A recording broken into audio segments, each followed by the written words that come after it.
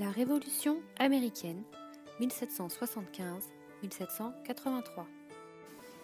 La Révolution américaine, qu'est-ce que c'est? D'abord, c'est la révolte des 13 colonies britanniques contre leur métropole, la Grande-Bretagne.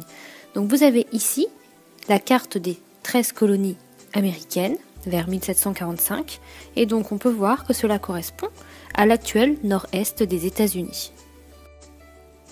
Pour bien comprendre les causes de cette révolution, il faut revenir en arrière.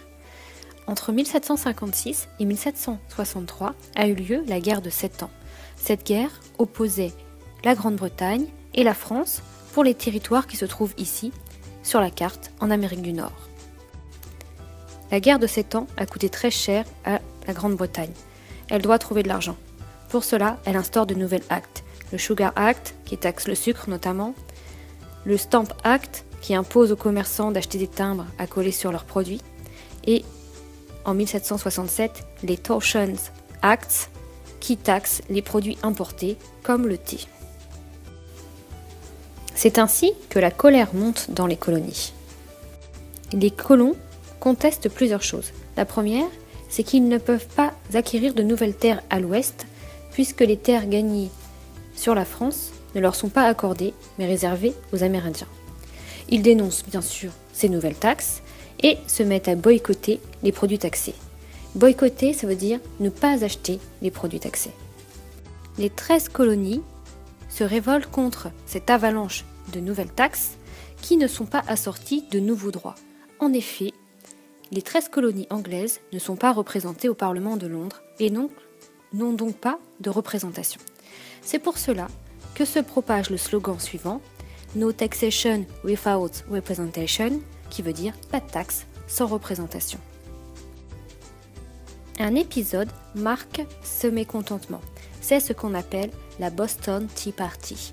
En effet, à Boston, dans le Massachusetts, des colons américains se déguisent en amérindiens pour jeter par-dessus bord la cargaison de thé de navires qui arrivent, pour ainsi montrer leur mécontentement face aux taxes sur le thé.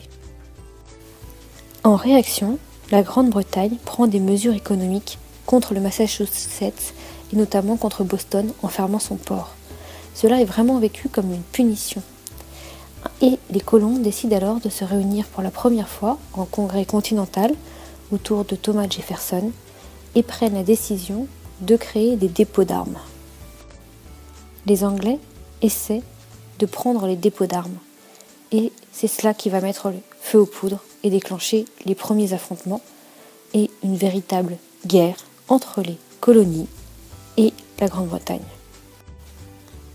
Au cours de cette guerre, le 4 juillet 1776, les 13 colonies anglaises font acte d'indépendance.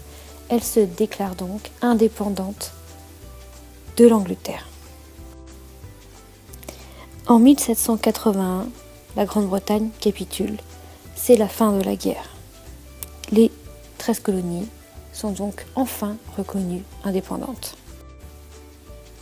Elles doivent alors s'organiser et cela passe par une constitution. Dans cette constitution, on retrouve les idées des Lumières, comme la séparation des pouvoirs, avec ici le pouvoir législatif, le pouvoir exécutif et le pouvoir judiciaire, mais aussi l'idée de donner du pouvoir au peuple, puisqu'ici, c'est le peuple qui élit les grands électeurs, mais également les membres du pouvoir législatif.